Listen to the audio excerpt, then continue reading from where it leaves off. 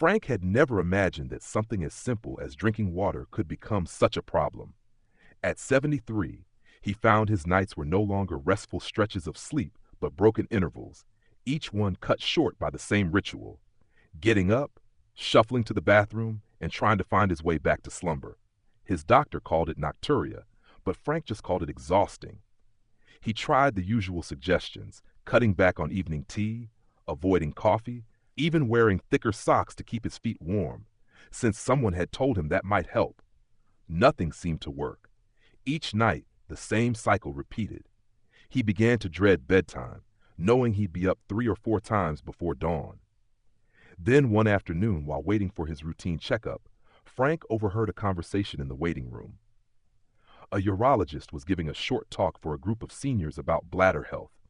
The man spoke plainly, without medical jargon, and his words caught Frank's attention immediately. "It's not just what you drink that matters," the doctor said. "It's when and how you drink it."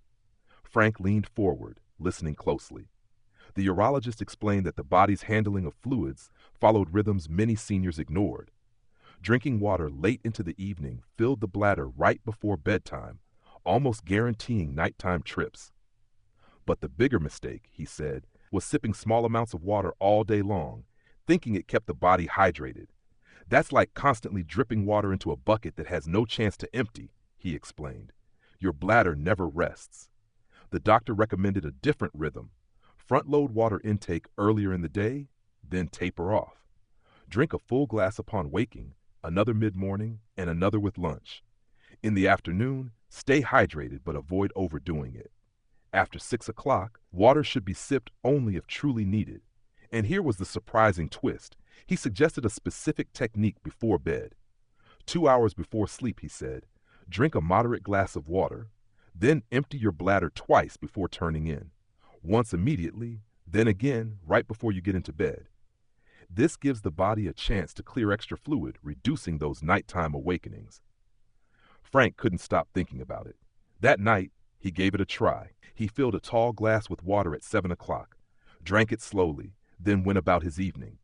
Around 8, he used the bathroom as expected. At 10, just before bed, he went again. Climbing into bed, he felt doubtful.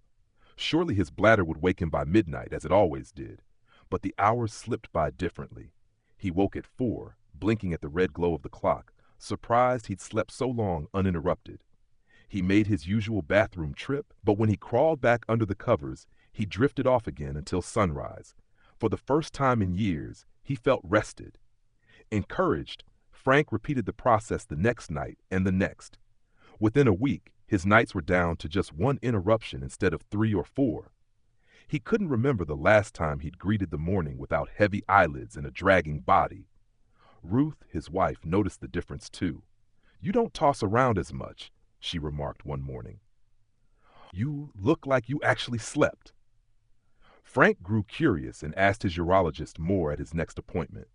The doctor explained further. During the day, fluids often pool in the legs and feet, especially for seniors who sit or stand for long periods. At night, when lying down, that fluid redistributes into the bloodstream and eventually reaches the bladder, creating the urge to urinate. By shifting water intake earlier, giving the body time to flush fluids before bed, and using the double void technique, emptying the bladder twice, seniors could often reduce nighttime trips dramatically. It wasn't a cure for everyone, the doctor admitted, since prostate issues, overactive bladder, or other conditions sometimes played a role. But for many, it was enough to reclaim their nights. Frank realized the brilliance wasn't in any complicated medicine, but in understanding his body's timing. He began sharing the method with his friends at the community center. Some laughed at first, but a few tried it. Soon they reported back, amazed at how much difference it made. "I thought it was just old age," one said, "but it turns out I was drinking water all wrong." For Frank, the change was more than physical.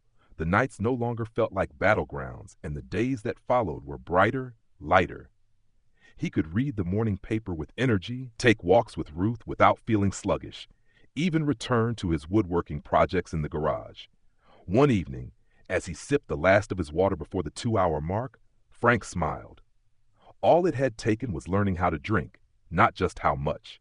Nocturia had once felt like an unavoidable part of aging, but now he understood that small, mindful habits could reshape his nights. And with every uninterrupted stretch of sleep, he felt like he'd won back a piece of his life.